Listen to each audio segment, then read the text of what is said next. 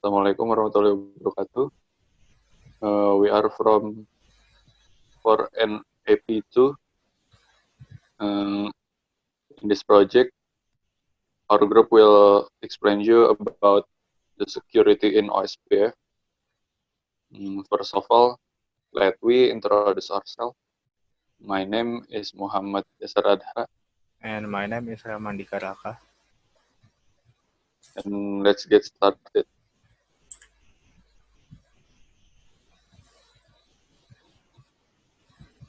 As you can see in here, the system summary of our project. It's about OSPF or Open Source Space. First, this is the link state routing protocol, which means that the routers exchange topology information with their nearest neighbors. In here, we want to explain to you about the security in OSPF and what it can do while there are attackers or bugs, such as remote attacker or compromised router masquerading as ASBR or autonomous system boundary router. In here, we are using MD5 crypto support, RPF, or reverse path forwarding, also transit only network.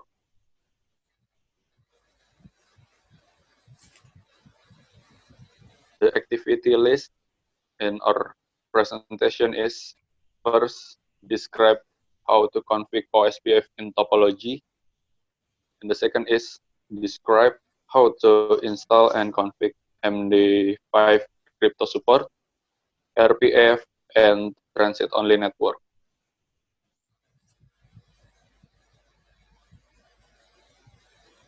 And now we do the configuration.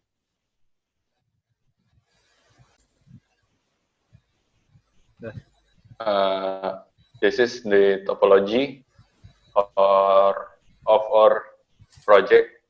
As you can see, in here we has 3 routers. The first is R1, R2, and R3. And before we go further, let me explain you about the area of the OSPF. The area means logical collection of OSPF networks, routers, and links that have the same area identification. The router within an area must maintain a topological database for the area to which it belongs.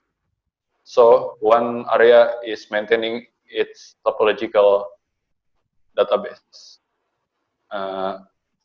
And in here we are using loopback 0 network for the internet, and the rest is for the end device.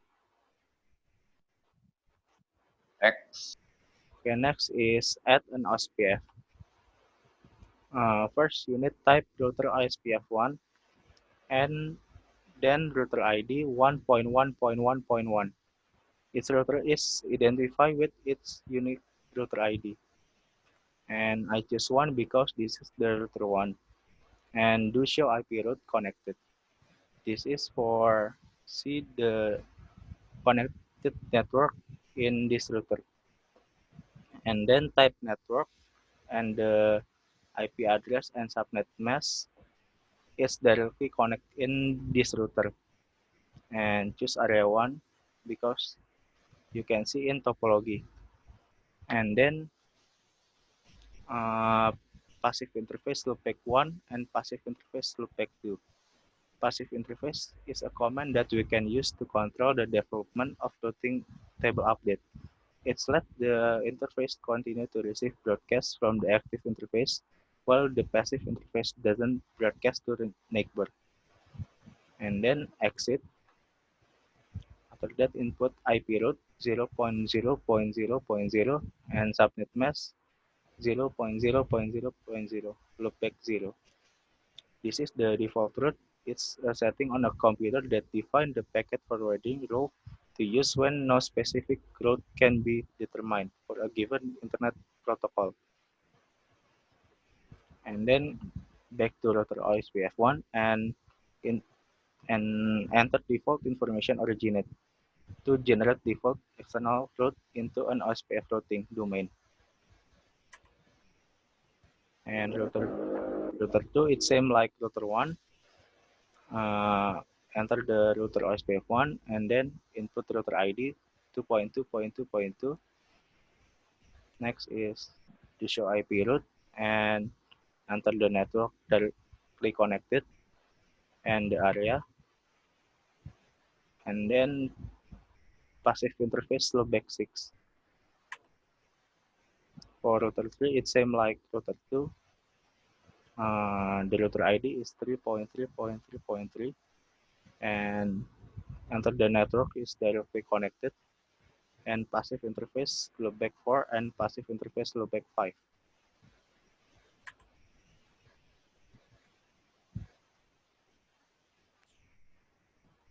And now we're going to add security. And this is the topology of our project. And now let's go to router 1 to configuring the security. And this is the terminal of router 1. First, we go to the global configuration by typing configuration terminal or conft.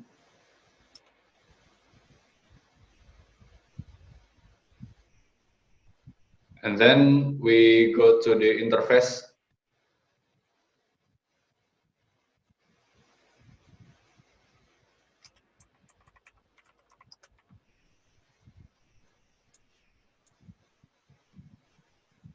In here we go to loopback 1.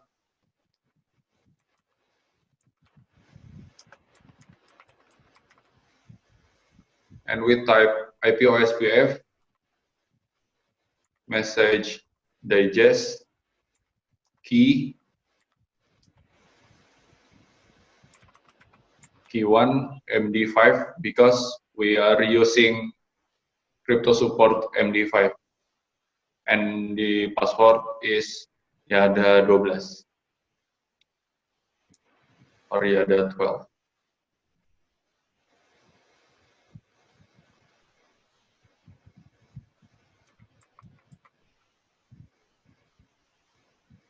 And exit the interface.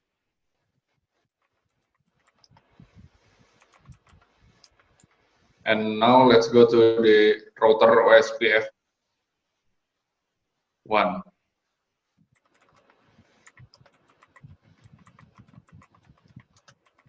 And now typing the crypto support,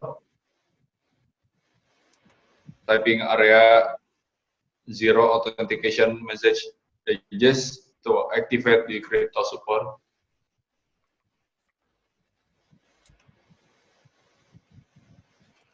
And do WR to saving the configuration.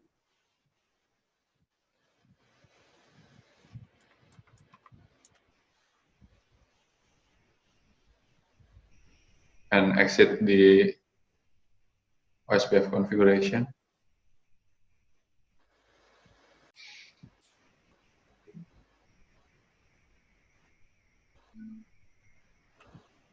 And exit. And we do the same thing in router 2 and router 3.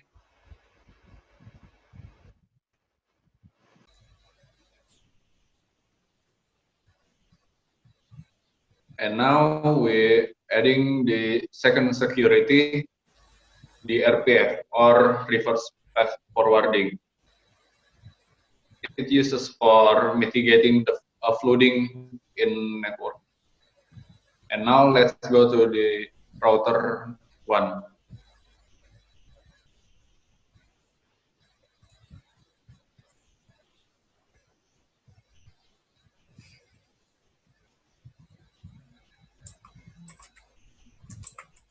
In global configuration, we go to the interface serial 1/0 to router 2.